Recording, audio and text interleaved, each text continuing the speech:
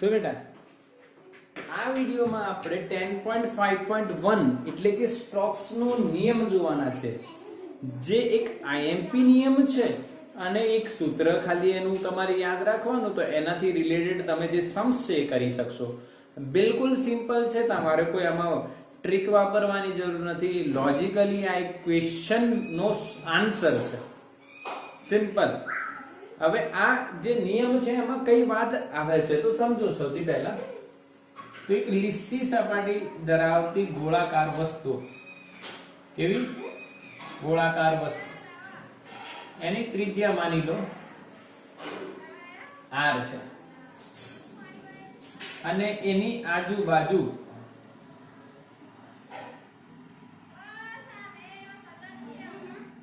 આ તરલ છે, બરાબર.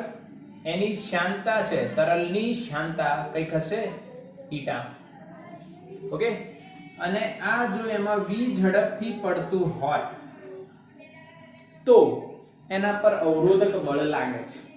એ તો ખબર જ છે આપણને, અવરોધક બળ તો લાગવાનું છે કે જ્યારે તરલના કોઈ બે સ્તરો એકબીજા પર સરકતા હોય ત્યારે અવરોધક બળ લાગે. તો જ્યારે કોઈ ગોળાકાર વસ્તુ r ત્રિજ્યાની એ કોઈ તરલમાં પડતી હોય ત્યારે એના પર પણ અવરોધક બળ લાગે છે. યસ ઓર નો? આ ચેક કરવું હોય તો તમે નાખીને જોઈ લો. કઈ રીતે નાખે? છરો ખબર છે ને, સાયકલમાં તમે જોયા હશે ભાઈ, છરા ખલાસ થઈ ગયા છે એવું કહેવામાં આવે. છરામાંથી એક છરો લઈ લો. ઓકે. એ છરાને તમે પહેલા હવામાં આમ છોડો, પછી એટલા જ પાણીનો ગ્લાસ હોય કે એટલા જ અંતર માટે પાણીનો ગ્લાસ લઈ લો અને પાણીમાં છોડો. પછી મધ લઈ લો, મધમાં છોડો. ગ્લિસરીન હોય, અલગ અલગ એક્ઝામ્પલ તમે લઈ શકો છો. તેના પર જે અવરોધક બળ છે એ બદલાઈ જાય છે. એટલે અવરોધક બળ તો ઉત્પન્ન થાય જ, પરંતુ સ્ટોક્સ નામના વૈજ્ઞાનિકે શું શોધી કાઢ્યું? જ્યારે કોઈ પદાર્થ તરલમાં ગતિ કરે ત્યારે તેના પર અવરોધક બળ લાગે છે, જે તેની ઝડપના સમપ્રમાણ અને તેની વિરુદ્ધ દિશામાં હોય છે.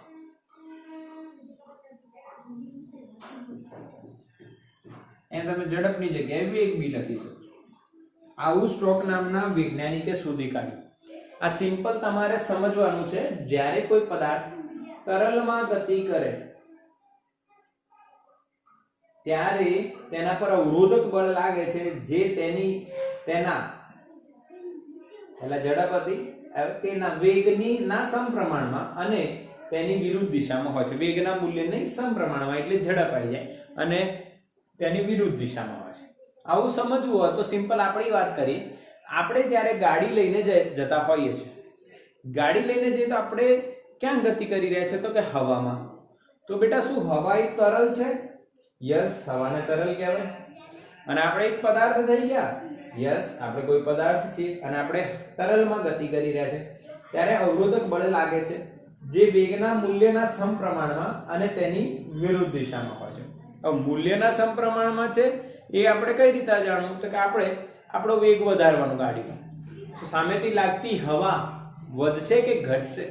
વિચાર, ફીલ કર્યું હશે બધા. તમે ગાડીનો વેગ વધારો તો સામેથી લાગતી હવા વધી જશે. એટલે જે હવાનો સામે વેગ આવી રહ્યો છે એ શું અવરોધ છે? તો કે હા સર, એ અવરોધ છે. આપણે ગાડી આમ ચલાવી છે ને હવા આવે છે આમ સામેથી, તો એ અવરોધ કહેવાય. અને એ અવરોધક બળ વેગ જેટલું વધારશો એટલું વધી જશે, એટલે વેગના સમપ્રમાણમાં. અને કઈ દિશામાં હોય? આપણી જે વેગની દિશા હોય એનાથી વિરુદ્ધ દિશામાં હોય છે. બિલકુલ ક્લિયર. એટલે સ્ટોક્સ નામના વૈજ્ઞાનિકની વાત તો 110% સાચી. ક્યાંય કોઈ ખોટ નથી આ વાતમાં. બિલકુલ ક્લિયર, સાચી વાત. પરંતુ પરંતુ કેટલું બળ લાગે? તો એમણે એવું કીધું કે જે શાંતા બળ જે છે એ શાંતા બળ આવી સિચ્યુએશનમાં વેગ પર આધાર રાખે છે, એટલે f of v લખ્યું બેટા, અને એનું સૂત્ર એમણે મેળવ્યું છે 6 into pi v into r into eta. NCERT માં r ની જગ્યાએ a કીધું છે, a ત્રિજ્યા છે એની, r ની જગ્યાએ a લખી નાખ્યું. હા કે ના? યસ ઓર નો? બાકી કશું જ નથી, સિમ્પલ છે. f of v is equals to 6 pi v r eta. જે વસ્તુ છે કેવી છે? ગોળાકાર, એની ત્રિજ્યા કેટલી છે? r, અને જે તરલ છે એની શાંતા કેટલી છે? eta. તો simple equation 6 pi v r eta. હવે આવા જે કન્સેપ્ટ છે ક્યાં જોવા મળે તમને? તો સિમ્પલ એક લોલક હોય એનો ગોળો, એ હવામાં દોલનો કરતો હોય, તો હવાને તરલ કહેવાય, અને એમાં લોલક એક પદાર્થ છે એ દોલનો કરે છે, એટલે ક્લિયર છે ને? આ ઉદાહરણ ત્યાં લાગી શકે. લોલકની વાત થાય છે બેટા. લોલક, સાદું લોલક આપણે 14મા ચેપ્ટરમાં ભણીશું. હા, 14મા ચેપ્ટરમાં ભણીશું સાદું લોલક. ઓકે, ક્લિયર છે? જે હવામાં દોલનો કરતો હોય એટલે તમે એને માની શકો છો, કોઈ એમાં મોટું લોજિક નથી. ક્લિયર છે? ઓકે, આ શાંતા બળ થઈ ગયું. બીજા બી તમે ક્વેશ્ચન્સ વિચારી શકો, જેમ કે આપ્યું મેં, આવો એક પ્રયોગ આવશે આપણે કે ગ્લિસરીન કે કોઈ પ્રવાહી રાખીશું આપણે, એમાં ગોળો, જેમ કે છરા આપણે કીધું, એ છરા નાખીશું ને નક્કી કરીશું. ઓકે, એ બધી ગતિઓ કઈ થશે કે ભાઈ તરલમાં થતી ગતિ પ્રમાણે આવી જશે. ઓકે, કોઈ પદાર્થ તરલમાં ગતિ કરી રહ્યો છે, એવા એક્ઝામ્પલ્સ હશે. હવે આનું શોર્ટકટ તમારે યાદ રાખવું હોય તો, અને યાદ રાખવું જોઈએ કેમ કે આ એક ઇક્વેશન છે. હવે શોર્ટકટમાં એવું શું છે ભાઈ? તો શોર્ટકટમાં એવું છે કે અત્યારે આપણા ક્રિકેટ ટીમના કેપ્ટન કોણ છે? બોલો, આપણી ક્રિકેટ ટીમના કેપ્ટન કોણ છે? વિરાટ કોહલી. વિરાટ કોહલી છે. યસ. હા, અને સારા બેટ્સમેન છે. તો તમે એવું કહી શકો 6 pi વિરાટ. શું યાદ રાખશું? 6 pi વિરાટ કોહલી 6 મારશે. હા, વિરાટ પૂછે છે શું કરું ભાઈ, શું કરું? તમારે કહે ભાઈ વિરાટ ભાઈ 6 ભાઈ 6 ભાઈ પાઈ. યસ, વિરાટ ભાઈ 6 ભાઈ, that means પાઈ. આ યાદ રાખવાની ટ્રીક છે. ઓકે, 6 પાઈ વિરાટ. હા, વિરાટ ભાઈ 6 મારશે એટલે 6 ભાઈ વિરાટ. કોણે માર્યું 6? તો 6 ભાઈ વિરાટે માર્યું. યસ, આવી રીતના તમે આ સ્ટોકના નિયમનું શોર્ટકટ યાદ રાખીને તમે ક્લિયરલી યાદ રાખી શકો છો. તો આનો સ્ક્રીનશોટ લઈ લો ફટાફટ. ચલો, ઓકે, સ્ક્રીનશોટ થઈ ગયું બેટા. ઓકે, હવે આ થિયરી પછી એક એક્ઝામ્પલ આપ્યો છે, અને એ એક્ઝામ્પલમાં ટર્મિનલ વેગની વાત કરી છે. તે સમજવું પડશે આપણે. એના માટે એક થિયરી આપણે સમજી શકીએ છીએ. જે ઇમ્પોર્ટન્ટ પાર્ટ છે જેઈ નીટમાં, ટર્મિનલ વેગ. હા કે ના? કઈ વસ્તુ છે બેટા? ટર્મિનલ વેગ. બહુ જ ઇમ્પોર્ટન્ટ છે. એમાં પણ એક સૂત્ર આવશે, શાંતા બળનો પણ યુઝ થશે આમાં. અને સમજીએ ટર્મિનલ વેગ શું છે. તો બેટા એક બીકર લઈ લો, અથવા એક મોટી ટેસ્ટ ટ્યુબ આવશે, એમાં પ્રયોગ થશે. પ્રયોગમાં તરલ ભરેલું છે એટલે પ્રવાહી.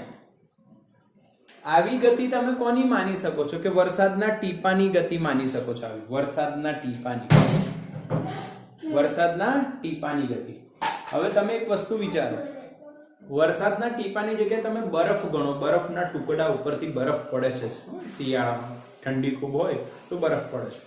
તો બરફનો ટુકડો હું તમારા માથા પર નાખું, આટલું 1 મીટર પર સેકન્ડ, કે કેટલા બી વેગથી તમારા માથા પર પડે છે આટલી ઊંચાઈથી, સપોઝ આટલી ઊંચાઈ, પછી ઊંચાઈ વધારતો જાઉં તો વાદળ તો કેટલા ઊંચાઈ પર છે, ત્યાંથી વસ્તુ પડે આપણા માથા પર તો કેટલી જોરથી વાગવી જોઈએ બરફ, માથું ફૂટી જવું જોઈએ, પણ ફૂટે કોઈ દિવસ માથું? ના ફૂટે. તો આનું કારણ શું? તો આનું કારણ છે બેટા, આ થિયરીમાં આપણે શું સમજવાના છે? આનું કારણ છે ટર્મિનલ વેગ, જેને VT વડે આપણે દર્શાવીશું. ટર્મિનલ વેગ એ ખાસ આપણે સમજીશું. વસ્તુ સમજવાની છે, ખાસ લોજિક છે. ઓકે, તો આ એક તરલ છે. આ તરલ ની ઘનતા સિગ્મા લઈ લો, ગમે તે લઈ શકો છો તમે. એની શાંતા ઈટા છે, અને આની અંદર જે ગોળો પડે છે, જે ગતિ કરે છે, એની ત્રિજ્યા r છે, એની ઘનતા ρ છે, અને નીચે ગતિ કરે છે, નીચે પડે છે. જ્યારે નીચે પડવાનું સ્ટાર્ટ કરે છે ત્યારે એનું નીચે વજન બળ કેટલું હોય છે? mg, અને ઉપર ઉત્પ્લાવક બળ હોય છે F2. સપોઝ mg ને આપણે F1 કહીએ, ઉત્પ્લાવક બળ F2 છે અને F1 કહીએ. ધ્યાન આપજો, વજન બળ F. તો ભાઈ ગોળા પર લાગતા બળો કયા કયા છે એવું અલગથી લખી દઉં એટલે તમને ફીલ આવે. પહેલું વજન બળ. શું બેટા મેં F1 લખ્યું? એને શું બેટા મારે mg લખવાનું? શું બેટા એને ρvg લખાય? અચ્છા, ρv કેમ આવ્યું? કે દળ એટલે શું? ઘનતા ગુણ્યા કદ. ગોળાની ઘનતા કેટલી? ρ, અને કદ કેટલું થશે? કદનું સૂત્ર બી લખી નાખો અહીંયા, 4/3 πr³ * g. બોલો બરાબર છે બેટા? હા કે ના? વજન બળ એટલે શું? mg, m એટલે ઘનતા ગુણ્યા કદ, અને ગોળો છે એટલે 4/3 πr³. સિમિલરલી કયો બળ લાગે? ઉત્પ્લાવક બળ, that is F2, that is sigma v inserted into g. yes or no? આ બી આપણે ભણ્યા છે. આ શું છે? પ્રવાહીની ઘનતા કે તરલની ઘનતા. v in ગોળાનો અંદર ડૂબેલો ભાગ, અને g ગુરુત્વ પ્રવેગ. માની લો ગોળો પૂરેપૂરો ડૂબી જાય ત્યારે 4/3 πr³ * g. હવે આ ગોળો નીચે આવશે બેટા, અહીંયા આવે, ધ્યાન આપજો, અહીંયા આવે તો નીચે F1 તો લાગવાનો જ છે, ઉપર ઉત્પ્લાવક બળ F2 તો લાગવાનો જ છે, પરંતુ ગોળાનો વેગ v છે, એના કારણે એના પર હવે કયો બળ લાગશે? શાંતા બળ. તો ત્રીજો બળ આવશે શાંતા બળ. એનું સૂત્ર છે F of v એટલે 6 π વિરાટ. શું છે એનું સૂત્ર? 6 π વિરાટ. ક્લિયર? હા કે ના બેટા? 3 બળો ક્લિયર દેખાય છે બધાને? Yes or no? Yes or no? Yes. હવે ધ્યાન આપવાની વાત એવી છે, F1 અને F2, F of v વેગ વધતા વધે છે. સમજ્યા કે નહીં સમજ્યા? યસ. આ ગોળો અંદર પડશે તો એનું વજન તો અચળ જ છે ને, વજન બળ mg જે હોય એ. ઉત્પ્લાવક બળ, જ્યારે ગોળો સંપૂર્ણ ડૂબેલો છે ત્યારે એનું ઉત્પ્લાવક બળ આના સિવાય બદલાવાનું નથી. ત્રિજ્યા ના બદલાય ને તરલની ઘનતા ના બદલાય, g ના બદલાય એવું માનીએ આપણે. g અચળ માનીએ છે. ઓકે, વધારે ઊંડાઈ પર જાવ તો g બદલાય, પણ અચળ માનીએ છે. તો અચળ થઈ ગયું તો આ બંને અચળ. પરંતુ f of v જેમ ગોળો અંદર ડૂબશે, શરૂઆતમાં એનો વેગ કેટલો હતો અને પછી કેટલો છે ભાઈ? v. તો જેમ વેગ વધતું જશે ધીરે ધીરે આ ઘર્ષણ બળ અથવા તમે અવરોધક બળ આને કહો, એ શાંતા બળ વધતું જશે. હવે જો શું થાય ફીલ કરજો વસ્તુને, ધ્યાન આપજો. અહીંયા ધ્યાન આપવા વાળી વાત છે.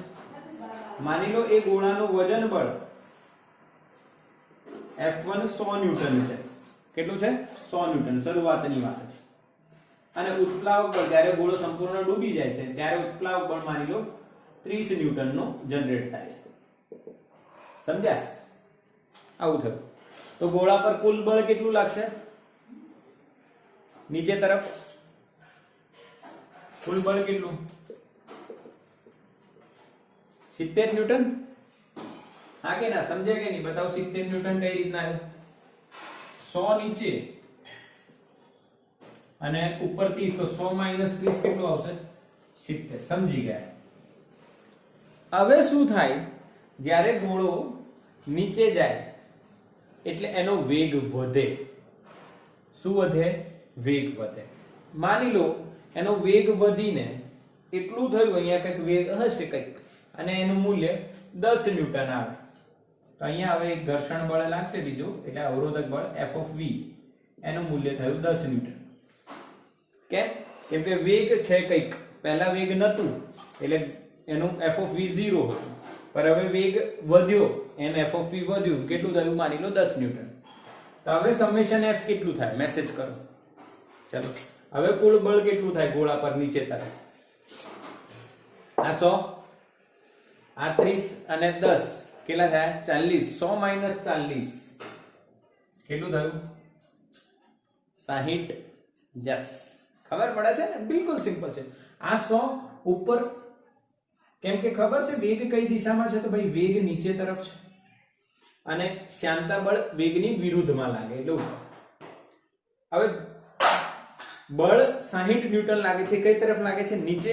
નીચેની તરફ બળ છે એટલે નીચેની તરફ એનો વેગ વધશે. હવે હા કે બળ કઈ તરફ છે? નીચે તરફ, એટલે એનો વેગ વધશે. વેગ વધશે, વેગ વધશે તો આ બળ ફરી વધી જશે. માની લો હવે થઈ ગયું આ 20 ન્યૂટન. કેટલું થઈ ગયું? 20 ન્યૂટન. સમજ્યા કે નહીં સમજ્યા? Yes yes. વેગ વધીને આ 20 ન્યૂટન થયું. હવે કુલ બળ કેટલું? આ 30 ને 20 50, નીચે 100. તો નીચે તરફ કેટલું બળ લાગશે? 100 - 50 એટલે 50 ન્યૂટન. આ બળ કઈ તરફ લાગે છે ગોળા પર? નીચે તરફ. આ 100, આ 20 થઈ ગયું કેમ કે વેગ વધી રહ્યો છે. અને આ 30 ન્યૂટન ફિક્સ છે ઉત્પ્લાવક બળ. તો 30 ને 20 50, આ 100, 100 - 50 એટલે 50. હવે આ બળ કઈ તરફ લાગે છે? નીચે તરફ. એટલે નીચે તરફ હજુ બળ લાગે છે એટલે નીચે તરફ હવે ફરી વેગ વધશે. વેગ વધશે એટલે આ બળ ફરી વધશે. માની લો વધતું આનું મૂલ્ય 70 થઈ જાય. થશે 100% ને? જ્યાં સુધી નીચે તરફ બળ લાગતું રહેશે ત્યાં સુધી એનો વેગ વધ્યા કરશે. વધીને વેગ વધીને એટલો થઈ જાય કે F of V 70 થઈ જાય. હવે બતાવો ગોળા પર કુલ બળ કેટલું લાગે છે? નીચે 100, ઉપર 50 અને 30 અને 70 કેટલું થઈ જાય? 100. 100 - 100 કેટલું? 0 ન્યૂટન. હા, હવે ગોળો ગતિ તો કરે છે પણ કુલ બળ કેટલું છે? 0. એટલે ગોળાના વેગમાં કોઈ ફેરફાર થાય નહીં કેમ કે બળ નથી તો પ્રવેગ નથી. પ્રવેગ ના હોય તો વેગ શું થઈ જાય? અચળ. યસ. અને આ જે વેગ છે એને બેટા કહેવાય છે ટર્મિનલ વેગ. એને શું કહેવાય? ટર્મિનલ વેગ. સમજ પડે? હા, વાદળોમાંથી જે પાણીની બૂંદો આવે છે અથવા ઉપરથી જે બરફ પડે છે એ બરફ નીચે આવે ત્યારે એનો વેગ વધતો જાય. અને જ્યારે ઉત્પ્લાવક બળ અને શાંતા બળ ના મૂલ્યોનો સરવાળો વજન બળ જેટલું થઈ જાય ત્યારે કુલ બળ કેટલું થઈ ગયું? 0. અને કુલ બળ 0 થઈ જાય એટલે વેગ શું થઈ જાય? અચળ. અને એ વેગને કયો વેગ કહેવાય? ટર્મિનલ વેગ. અને પછી જે ગોળો છે કે જે પાણીની બૂંદ છે કે બરફનો ટુકડો છે એ બધી વસ્તુઓ અચળ વેગ ટર્મિનલ વેગ vt થી ગતિ કરે છે.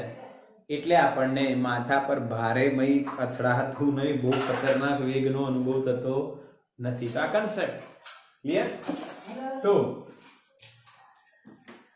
ધ્યાન આપજો. ધ્યાન આપવાની વાત છે. સમજજો. ક્લિયર છે ને? દેખાય છે?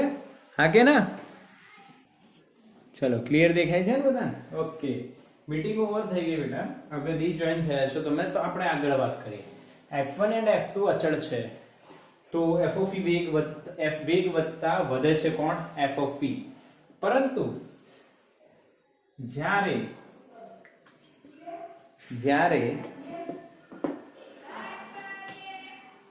f1 બરાબર f2 plus f of v થાય, જ્યારે આ બંનેનો સરવાળો આના બરાબર થાય ત્યારે ગોળા પર લાગતું કુલ બાહ્ય બળ શૂન્ય થાય છે. ત્યારે ગોળો અચળ વેગથી ગતિ કરે છે, જેને ટર્મિનલ વેગ કહેવાય. ક્લિયર? એને શું કહેવાય? ટર્મિનલ વેગ. એટલે જ્યારે ગોળા પર લાગતું કુલ બળ, પરિણામી બાહ્ય બળ શૂન્ય થાય ત્યારે ગોળો અચળ વેગ ટર્મિનલ વેગ vt થી ગતિ કરે છે. હવે આપણો ટાર્ગેટ શું છે? ટર્મિનલ વેગ કેટલો? એ ટર્મિનલ વેગ કેટલો એ આપણે શોધવાનો છે. તો બસ આ કન્સેપ્ટનો યુઝ કરીશું. f of v is equals to f2 plus f of v f1 is equals to f2 plus f of v. f of v ને આપણે કરતા બનાવી દઈએ તો શું થાય? f1 minus f2. બધાની વેલ્યુ મૂકી દઈએ. રેડી જ છે આપણી જોડે. 6 pi વિરાટ, એ v ની જગ્યાએ ટર્મિનલ વેગ લખી દઈશું. f1 ની વેલ્યુ અને f2 ની વેલ્યુ માં જે સરખું છે એને બહાર કાઢી લઈશું. ઓકે, f1 અને f2 માં સરખું જો આખો પાર્ટ સરખો છે, ખાલી આ બે અલગ છે. એટલે 4/3 pi r cube into g અંદર રહેશે rho minus sigma. Simple. Clear? શું બેટા? એક r કટ થઈ જશે એટલે અહીંયા r સ્ક્વેર થશે. હવે અહીંયા 6 છે એટલે અહીંયા 2 2 જા 4 અને 3 2 જા 6. બીજું કઈ કટ થવાનું નથી એટલે એક પાઈ કટ થશે. પાઈ કટ થશે. vt is equals to જો 2 અને 3 3 જા 9 એટલે 2/9. ઓકે, 2/3 અને આ 3 નીચે આવશે 3 તરી 9 r² into g upon આ ઈટા છે vt જોડે એ નીચે જશે, eta into rho minus sigma. આ છે ફાઇનલ ઇક્વેશન ટર્મિનલ વેગનું. કોનો? Terminal વેગનું vt. ક્લિયર કરજો, ધ્યાનથી સમજો. vt is equals to 2/9 r² g upon eta into rho minus sigma. એકદમ સિમ્પલ છે. યાદ રાખવાની ટ્રીક આ જ છે બેટા. 2/9 r² g upon eta into rho minus sigma. હવે તમે અહીંયા જોઈ શકો છો કે ટર્મિનલ વેગ એ ત્રિજ્યાના વર્ગના સમપ્રમાણમાં છે. ટર્મિનલ વેગ એ ત્રિજ્યાના વર્ગના સમપ્રમાણમાં અને શ્યાનતા ગુણાંકના વ્યસ્ત પ્રમાણમાં છે. ક્લિયર છે? તો આનો સ્ક્રીનશોટ લો બેટા ફટાફટ. પછી એક ઉદાહરણ છે એ ગણી કાઢીએ આનો, એટલે NCERT નો જે બેઝ છે તમારો એકદમ કમ્પ્લીટલી પાકો થઈ જાય. ડન? ઓકે, ચલો તો યાદ રાખજો બેટા, ટર્મિનલ વેગ ક્યારે ઓબ્ટેન થાય? જ્યારે ગોળા પર કે પદાર્થ પર લાગતું કુલ બળ શૂન્ય થાય ત્યારે તેનો વેગ અચળ રહે છે અને એ અચળ વેગને ટર્મિનલ વેગ vt કહે છે. એનું સૂત્ર શું આવ્યું? 2/9 r² g by eta into rho minus sigma. rho ગોળાની ઘનતા, સિગ્મા તરલની ઘનતા. ઉદાહરણ નંબર એક્ઝામ્પલ નંબર છે 10.10. એક ટાંકીમાં 20 ડિગ્રી સેલ્સિયસ તાપમાને ભરેલા તેલમાં થઈને પતન પામતા 2 mm ત્રિજ્યાના, એટલે ત્રિજ્યા આપી છે 2 mm, એક કોપર બોલનો અંતિમ વેગ, એટલે અંતિમ વેગ એટલે vt થયું 6.5 સેન્ટીમીટર પર સેકન્ડ છે. 20 ડિગ્રી સેલ્સિયસ તાપમાને તેની શ્યામતા ગણવાની છે. આપણને શ્યામતા પૂછ્યું છે ભાઈ. તેલની ઘનતા એટલે જે તરલમાં ગોળો પડે છે એની ઘનતા સિગ્મા 1.5 ગુણ્યા 10 ની 3 kg પર મીટર ક્યુબ, અને તાંબાની ઘનતા એટલે જે ગોળો છે તાંબાનો છે અને તાંબાની ઘનતા આપી છે આપણને 8.9 ગુણ્યા 10 ની 3 ઘાત કિલો પર મીટર ક્યુબ. ઓકે, અને ઈટા તમારે શોધવાનો છે. શું શોધવાનો છે? ઈટા. હા કે ના? શું શોધવાનું છે બેટા? ઈટા. યસ. તો બિલકુલ તમે સિમ્પલી સોલ્વ કરી શકો છો બેટા. કોઈ આમાં લોજિક વધારે છે નહીં. હા, પણ તમારે કેસ કયો છે ખબર હોવી જોઈએ. તો આ કેસ છે એ છે ટર્મિનલ વેગનો. Pt બરાબર 2/9 r² g upon eta into rho minus sigma. Clear? હવે ઈટા શોધવાની છે ભાઈ. ઈટા તો શ્યામતા ગુણાંક પૂછ્યો છે ભાઈ. ઈટા બરાબર vt, આ 9 ઉપર જશે, આ બધું નીચે આવશે. એવું થશે ના? ઈટા જ ઉપર લે ને, ખાલી vt લઈ આવ નીચે. 2/9 r² g upon vt into rho minus sigma. 2/9 r² એટલે 2 mm નો વર્ગ કેટલું થાય? 2 નો વર્ગ 4, અને mm એટલે 10⁻³ મીટર, એનો વર્ગ એટલે 10⁻6.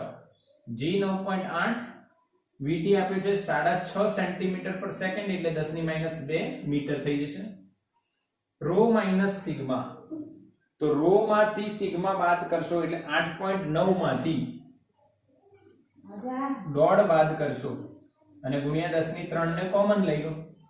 કેમ કે જો બંનેમાં 10⁻³ છે તો મેં 10⁻³ ને કોમન લઈ લીધા અને રો માંથી સિગ્મા સબટ્રેક્ટ કરી દીધા. આને સોલ્વ કરશો એટલે લગભગ 9.9 ગુણ્યા 10⁻1 આવો આન્સર છે. આવો આન્સર છે બેટા. Yes or no? Pascal into second અથવા તમે કેજી એવું એકમ આપે છે, કેજી મીટર -1 સેકન્ડ -1, એ બી તમે લખી શકો છો. કોઈ ઇશ્યુ નથી, કોઈ પણ ઇશ્યુ નથી.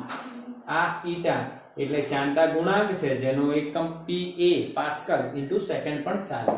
બેટા સિમ્પલ ઇક્વેશન બેઝડ સોલ્યુશન હતો. સ્ટેપ 1 કહેવાય. આ એક ટાઈપ 1 સિમ્પલ ટાઈપનો ક્વેશ્ચન છે. બોલો આવડ્યું કે નહીં? શ્યામતા ગુણાંક શોધવાનું છે ટર્મિનલ વેગના સૂત્ર પરથી. ઈઝીલી તમને ખબર પડી જાય. સ્ક્રીનશોટ લો બેટા.